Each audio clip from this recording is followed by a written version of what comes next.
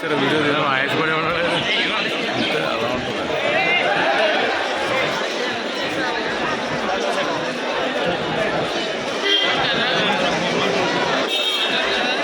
Logo కొట్టుకోండి కాబట్టి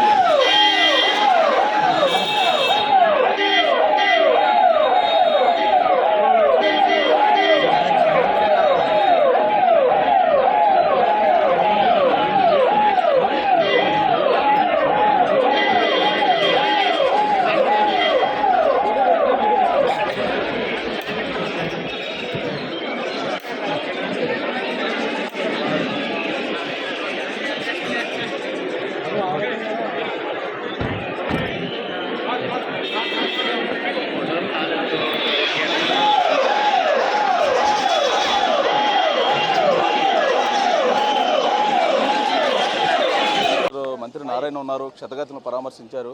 sir చెప్పండి, కండిషన్ ఎలా ఉంది ఏంటి? అంటే 9 మంది యాక్చువల్గా క్రిటికల్గా ఉందండి. వాళ్ళ బర్నింగ్ అంతా 75%, 85%, 90% దాకా ఉంది. ఇద్దరికి మాత్రం 20% బర్నింగ్ ఉంది. వాళ్ళు బయట వేరే హాస్పిటల్స్లో ట్రీట్మెంట్ తీసుకుంటున్నారు. దాని మీద డాక్టర్లు కంటిన్యూస్గా పర్యవేక్షణ చేస్తూ వాళ్ళ లెవెల్లో they are trying their level best. మీరు సీఎంతో కూడా ఇందాక ఎయిర్పోర్ట్లో మాట్లాడారు, సీఎం ఆదేశాలు ఏమైనా ప్రభుత్వంతో? అదే సీఎం గారు యాక్చువల్గా డాక్టర్లతో కంటిన్యూస్గా పరిశీలి చేస్తే ఎప్పటికప్పుడు వీలైనంత వరకు మ్యాక్సిమం సర్వేలు చేయమని యాక్చువల్గా ఆదేశించారు. దాని మీద మళ్ళీ ఇప్పుడు డాక్టర్లు గారితో సూపరింటెండెంట్ గారితో కూడా మాట్లాడాను. మేము స్పెషల్గా యాక్చువల్గా చేస్తున్నాం sir. But burning more than 75% ఉంది కాబట్టి we'll try our level best అని చెప్తుంది.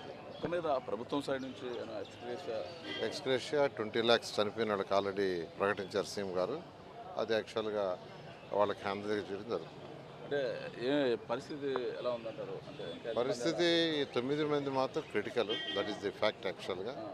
But doctors are trying their level best. Okay, ప్రస్తుతం ఇది ఇక్కడున్న పరిస్థితి. మంత్రి పొంగూరు నారాయణ అయితే మాత్రం ఇప్పుడే క్షతగాత్రులను అయితే పరామర్శించారు, వారితో మాట్లాడారు, వారి కుటుంబాలకు కూడా మంచి భరోసాని ఇచ్చారు. ప్రభుత్వం నుంచి అన్ని విధాలుగా కూడా ఆదుకుంటామని చెప్పి మంత్రి నారాయణ అయితే మాత్రం డిప్యూటీ సీఎం పవన్ కళ్యాణ్తో పాటు మొత్తం క్షతగాత్రులను పరామర్శించడం జరిగింది. దాంతోపాటు కూడా మంత్రి నారాయణ, హోంమంత్రి వంగలపూడి అంతా మొత్తం కూడా ఏదైతే ఉందో ఈ ఇంజూర్ అయిన వారి కుటుంబ సభ్యులతో కూడా మాట్లాడి వారికి మంచి మనోధైర్యాన్ని అందించి వారికి సంబంధించి మొత్తం కూడా ప్రభుత్వం తరపు నుంచి అన్ని విధాలుగా ఆదుకుని మెరుగైన వైద్యాన్ని అందిస్తామని చెప్పి వారికి మంచి భరోసాను అయితే కల్పించిన పరిస్థితి అయితే ఉంది. ఇది ఇక్కడ ఉన్న తాజా పరిస్థితి. కెమెరామెన్ ప్రకాష్తో కామేశ్వరరావు, కాకినాడ నుంచి.